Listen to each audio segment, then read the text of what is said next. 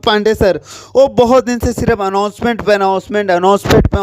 करी जा रहे हैं, लेकिन अभी तक गाना ला नहीं रहे हैं। लेकिन फाइनली उन्होंने बोल दिया है कि जैसे खेसारी लाल के जो मैटर है, ग्लोबल म्यूजिक से जो मैटर है वो ख़त्म होगा, वो गाना आ जाएगा। इस गाने में सबसे बड़ी बात है, इस गाने गाएंगे खेसारी लाल यादव और प्रियंका सिंह मैम, क्योंकि खेसारी लाल यादव और प्रियंका सिंह मैम के सैड सॉन्ग में जो पकड़ है ना इन दोनों की, वो बहुत ज़बरदस्त पकड़ है। पवन पांडे देखते हैं पहला पार्ट और दूसरा पार्ट तो बहुत ज़बरदस्त और अपने आप में दोनों पार्ट तबाही लेवल के है। देखते हैं तीसरा पार्ट किस लेवल का होता है। मैं तो कहूँगा तीसरा पार्ट में इस लेवल के रखिएगा ना कि मज़ा आ जाए।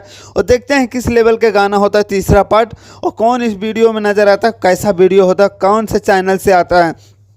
सारे गामा से आ जाता तो मज़ा ही आ जाता, क्योंकि सारे गामा से बहुत दिन से खेसारी लाल के गाने नहीं आ रहे हैं। सो देखते हैं कब तक गाना आता है। सो ज़्यादा कुछ नहीं बोलता हूँ, खेसारी लाल के गाना आने वाला